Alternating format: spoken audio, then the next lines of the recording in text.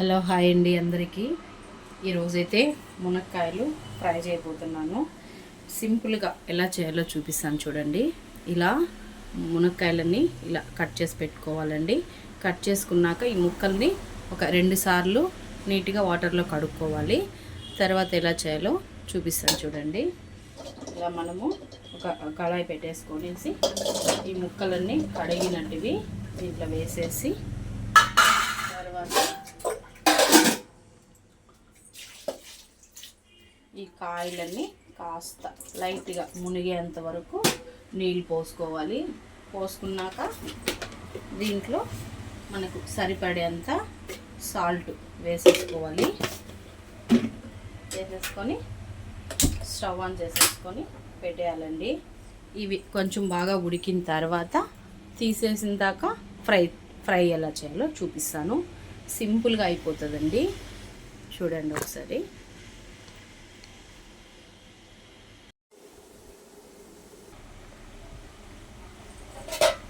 చూడండి ఇలా ఉడకాలి మునక్కాయ.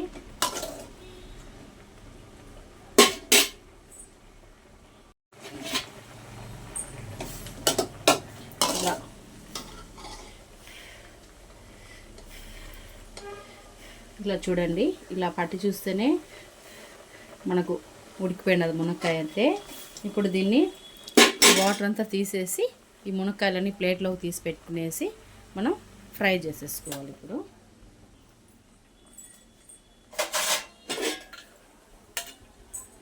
ఇవన్నీ నీట్గా తీసేసుకోవాలి. ఈ వాటర్ అంతా మనం కడేయచ్చు, ఇదేం అవసరం లేదు. మనం కూర చేసుకోవాలంటే మాత్రం ఈ వాటర్ అంతా కూడా మనం యూజ్ చేసుకోవచ్చు. ఫ్రై కాబట్టి ఇవంతా ఏం అవసరం లేదు.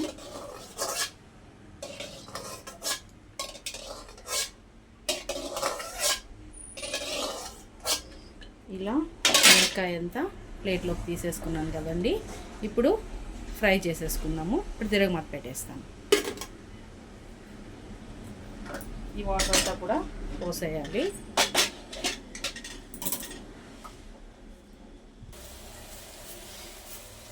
ఇప్పుడైతే అన్నిలోని పడేసి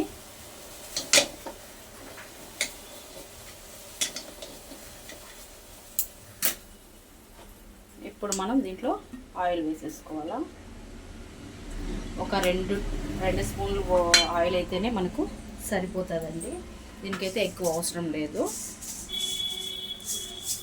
కొద్దిగా ఆవాలు,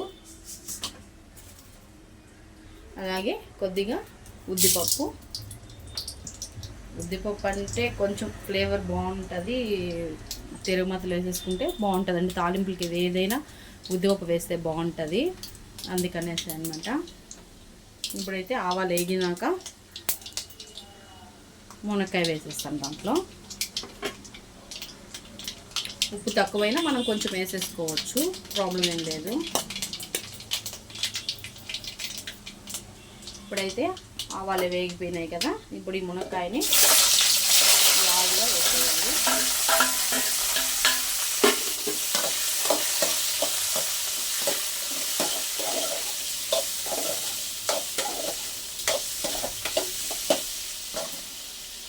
ఇప్పుడు ఇందులోనే మనం కొద్దిగా పసుపు కూడా వేసేసుకోవాలి.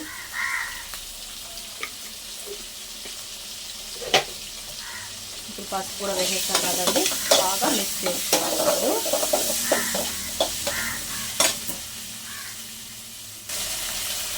ఇప్పుడైతే పసుపు కూడా వేసేస్తాను, బాగా వేయించుకోవాలి వీటిని.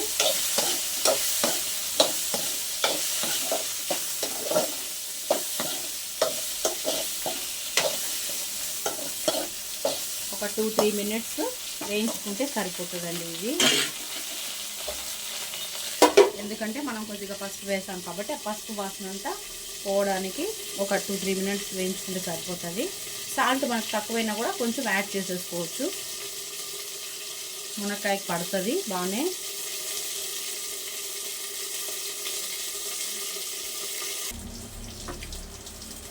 ఇప్పుడు ఒకసారి మొత్తం మిక్స్ చేసేసుకోవాలి.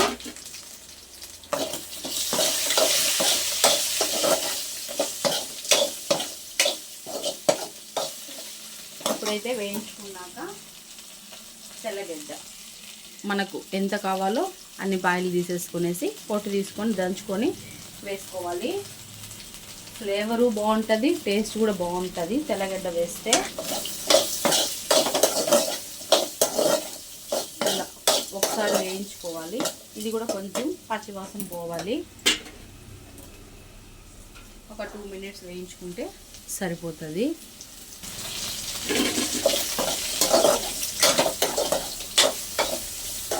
ఇది మొత్తం వేయించుకున్నాక ఇప్పుడు మనకు సరిపడినంత కారం, నేనైతే ఒక 3/4 స్పూన్ వేస్తున్నానండి. కారం అయితే సరిపోతుంది. ఇది మనం వేయించుకునేటప్పుడు మంట బాగా స్లోగా పెట్టుకొనేసి వేయించుకోవాలి, లేదంటే ఇదంతా మాడు వాసన లాగా వస్తుంది. వేయించేసుకున్నాక దీంట్లో శనగకాయ పప్పుల పొడి, వేయించుకున్న శనగకాయ పప్పుల పొడి వేయించి కొట్టి పెట్టుకుంటాం పౌడర్ లాగా. దీన్ని ఏ తాలింపుల్లోకైనా మనం వేసుకోవచ్చు, బాగుంటుంది. ఇప్పుడు మళ్ళీ మొత్తం ఒకసారి మిక్స్ చేసేయాలి.